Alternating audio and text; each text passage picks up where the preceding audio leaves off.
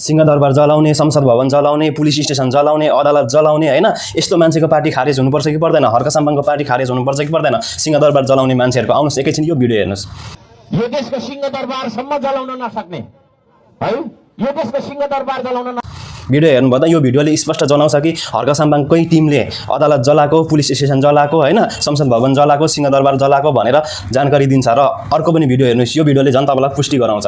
यहाँनिर के अरे गोदावरीदेखि चलाउँदै चलाउँदै चलाउँदै चलाउँदै राष्ट्रपति भवनदेखि चलाउँदै चलाउँदै चाबेल पुगेर अनि खाजाहरू पनि मान्छेहरूलाई हुन्छ नि ठाउँ ठाउँमा किन्दै खुवाउँदै हिँड्दै गरेको होइन। मलाई यति खुसी लागेको छ, यस हामीले जित्यौँ।